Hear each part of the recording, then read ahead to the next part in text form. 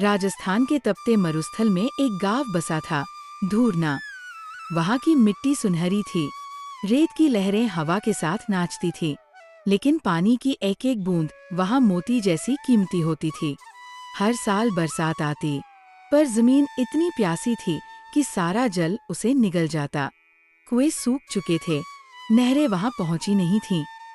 ऐसे ही कठिन हालात में रहते थे गोकुल और उसकी पत्नी धानी। गोकुल अब बूढ़ा हो चला था। उसका झुका हुआ शरीर, झुकी कमर और चेहरे की झुर्रियां उसके जीवन की कठिनाइयों की कहानी खुद बयां करती थी।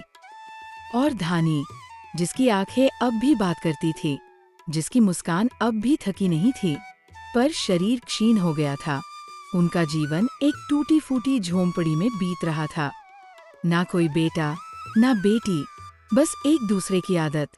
वे दोनों हर दिन सूरज के साथ जागते और रेत के फैलते समंदर को देखते, मानो पूछते हों, आज पानी मिलेगा क्या? गांव के बुजुर्ग बताते थे कि एक समय था जब धूरना के कुएं कभी सूखे नहीं थे। धानी तब जवान थी, उसकी गायकी की चर्चा दूर गांवों तक होती।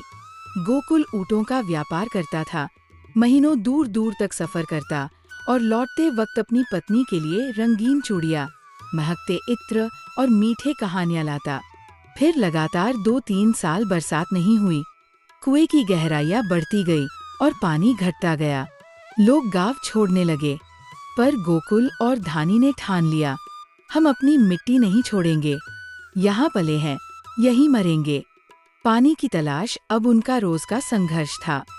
गोकुल हर सुबह अपनी लाठी उठाता, धूप से झुलसती रेत पर एक मामूली सा चप्पल पहनकर निकल पड़ता। सूखे तालाब, पुराने कुएं और भूली बिसरी बावड़ियों की ओर जाया करता, शायद कहीं कोई बूंद रह गई हो। धूप की चादर इतनी भारी थी कि अक्सर रेत पर चलते हुए उसके पाँव जल जाते। धानी छाव में बैठी उसकी राह देखती, पास ही एक खाली मटकी रखे। वह मटकी सिर्फ मिट्टी की नहीं थी, उसमें गोकुल की मेहनत, धानी की प्रतीक्षा और दोनों की जिंदगियां कैद थी। धीरे धीरे गांव में बाकी लोग भी थक गए। अब कोई उम्मीद नहीं करता था। सबने मान लिया था, प्यास ही जीवन है। गांव के लोग भी अपना जीवन किसी तरह गुजार रहे थे। अधिकतर लोग तो गांव छोड़ चुके थे। गोकुल को कई दिनों से जरूरत भर पानी भी नहीं मिल पा रहा था। पिछले 2 दिनों से गोकुल बिना पानी का ही लौटा। तब उधर एक दिन अचानक धानी की तबीयत बिगड़ने लगी। तब उसने प्रण लिया, इस बार कुछ न कुछ लेकर ही लौटूंगा, चाहे जान चली जाए। अगली सुबह 2 सूखी रोटी और एक मीठा गुड़ का ढेला लेकर निकल पड़ा। सूरज धीरे धीरे सिर पर चढ़ने लगा। वह चलता गया और रेत की लहरों में खो गया। चलते चलते थकान से चूर गोकुल की नजर अचानक एक छोटी सी झोपड़ी पर पड़ी। उसकी आंखों में उम्मीद की एक हल्की सी चमक जगी। उसने सोचा, क्यों न किसी से सहायता ली जाए। अब तो ये भी नहीं समझ आ रहा कि आगे कितना रास्ता बचा है। गोकुल ने झोपड़ी के पास जाकर आवाज लगाई। कुछ ही पलों में भीतर से एक वृद्ध बाबा बाहर आए। उनका चेहरा शांत था, आंखों में अनुभव की गहराई और करुणा झलक रही थी। गोकुल ने अपनी पीड़ा और रास्ते की कठिनाई उन्हें विस्तार से बताई। बाबा ने ध्यान से सब सुना, फिर मंद मुस्कान के साथ बोले, आप घबराओ मत। यहाँ से थोड़ी ही दूरी पर पश्चिम दिशा की ओर एक पुराना कुआं है, वहाँ तुम्हें राहत मिलेगी। बाबा की बातों में अजीब सी सुकून भरी सच्चाई थी। गोकुल बोला, धन्यवाद बाबा, आपने तो जैसे अंधेरे में एक दीपक जला दिया। फिर वो नई ऊर्जा और उम्मीद के साथ पश्चिम की ओर बढ़ गया, जहाँ जीवन की एक नई किरण उसका इंतजार कर रही थी। बस कुछ ही दूर आगे एक वीरान कुआं दिखाई दिया। शायद कोई पुरानी किले की बावड़ी रही होगी।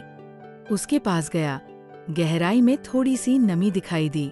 रस्सी नहीं थी, ना ही बाल्टी, और ना ही शरीर में ताकत बची थी। उसी समय एक बूढ़ा ऊंट वहां आया।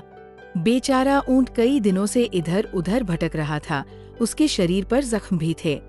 शरीर हड्डियों का ढांचा था, पर उसकी आंखों में एक गहरी समझदारी थी। गोकुल ने उसकी आंखों में देखा, वही प्यास, वही अकेलापन। वो जानता था ये ऊंट भी खोया हुआ है, भूला हुआ है, लेकिन जिंदा है। तुरंत गोकुल ने अपने सूखी रोटी और गुड़ ऊंट को दे दिया। सूखी रोटी खाते ही ऊंट में थोड़ा जान आ गया। उधर बहुत मुश्किल से कोसों की दूरी तय करने के बाद कुआं तो मिला, लेकिन बाल्टी और रस्सी नहीं रहने के कारण गोकुल चिंतित हो गया। ऊंट को गोकुल का चिंता का कारण समझ आ गया।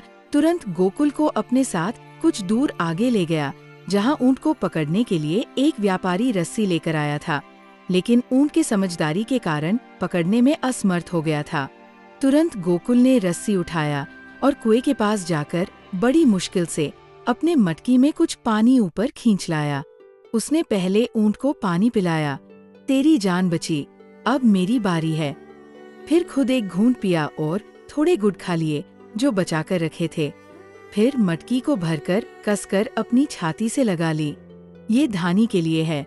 ऊंट ने जैसे उसकी भावना को समझा और गोकुल को अपने ऊपर बैठने दिया। अब दोनों, एक बूढ़ा आदमी और एक बूढ़ा ऊंट, रेत की तपती लहरों में गांव की ओर बढ़ चले। रास्ता बहुत कठिन था। कई बार गोकुल ऊंट से फिसला, कई बार ऊंट लड़खड़ाया, लेकिन मटकी हाथ से नहीं छूटी। उस एक बूंद को वो जान से भी ज्यादा संभाल रहा था। दोनों थकान से चूर थे, सो रास्ते के बीच में एक सूखे पेड़ की छाव देखकर वहीं ठहर गए। तपती धूप में वो मुरझाया पेड़ भी जैसे उन्हें थोड़ा सुकून देने को तैयार खड़ा था। कुछ देर वहीं बैठकर उन्होंने सांसें ली, थकान उतारी और एक दूसरे की आंखों में बेजुबान समझदारी बांटी। फिर जब तनमन को थोड़ा चैन मिला तो वे फिर से उठे, मंजिल की ओर बढ़ चले। गांव अब दूर नहीं था। लोग शाम को अपने घर लौट रहे थे जब उन्हें ऊंट आता दिखाई दिया, और उस पर था गोकुल का शरीर। उसकी सांसें अब बस बुझने ही वाली थी, पर सीने से मटकी अब भी चिपकी थी, जैसे किसी माँ ने अपने बच्चे को आखिरी बार बाहों में भर रखा हो। धूरना के लोग दौड़े। धानी को खबर दी गई। वह कांपते हुए आई और जैसे ही उसने मटकी को अपने हाथों में लिया, गोकुल की आंखों में एक रोशनी सी चमकी। उसने धीमे स्वर में कहा, धानी, तेरे लिए लाया, अब प्यास नहीं रहेगी। ये कहकर उसकी सांस थम गई। उस दिन गांव में चमत्कार हुआ। जैसे ही धानी ने उस आखिरी बूंद को माथे से लगाया, आकाश में बादल उमड़ पड़े। सालों की सूखी धरती को पहली बूंद मिली। लोग कहने लगे, यह प्रेम की बूंद थी। गोकुल का अंतिम संस्कार उसी जगह किया गया जहां पहली बारिश की बूंद गिरी थी। उस जगह पर बाद में एक छोटा सा मंदिर बना। प्यास का प्रेम। गोकुल और धानी की कहानी अब लोक गीतों में गाई जाती है। बच्चे स्कूल में सुनते हैं, बूढ़े रात को आंसुओं के साथ सुनाते हैं। धानिया ने उस दिन कहा था, पानी सिर्फ प्यास नहीं बुझाता, कभी कभी वह किसी का प्रेम भी बन जाता है। उसके बाद वह रोज मंदिर जाती, मटकी में पानी भरती और कहती, ये गोकुल के प्रेम की बूंद है,